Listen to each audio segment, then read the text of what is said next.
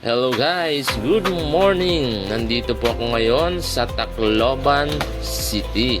As you can see, mayroon naman po tayong bagong property for sale para po sa inyo. This property po is consisting of lot area of 429 square meters at along the road po ang property at malapit lang po siya sa National Highway.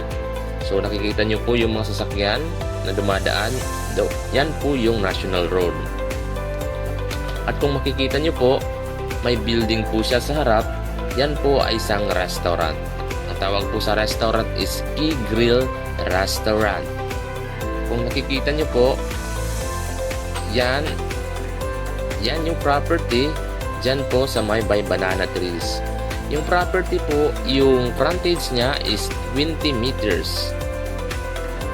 So, yung property from the National Road papunta dito sa property, the distance po niya is 46 meters.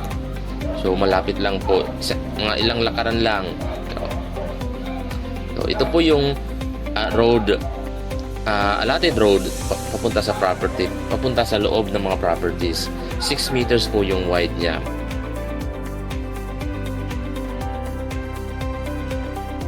So ito po yung kung nakikita nyo po, ito po yung National Highway. So marami pong dumadaan. Actually, busy road po ito. At malapit lang po ito sa Coca-Cola plant at saka sa San Miguel plant. Yung distance ng property going to Robinsons Mall, Tacloban is just 900 meters away. So kung magbibiyahe tayo mula sa property papuntang Robinsons Mall, mga 2 minuto lang po, nandun ka na sa mall. At kung pupunta ka naman ng airport, yung distance niya from the property going to the airport ay 4 kilometers away. At kung bibiyahe po kayo papunta doon galing sa property, mga 7 minutes lang po, nandun na kayo sa airport. At kung pupunta naman po kayo ng downtown area dito sa Tacloban, from the property going to downtown is 10 minutes lang po. Biyaheng 10 minutes lang, nandun na kayo sa downtown. As usual, makakaranas ng traffic, pero mga ganong oras lang or minuto, 10 minutes, nandun na kayo sa downtown. At yung malapit na hospital dito from the property is yung Ace Medical Center, Tacloban. Malapit din siya sa Robinsons Mall. So kung pupunta kayo ng Ace Medical Center, mga 3 minuto lang yung biyahe, nandun na kayo.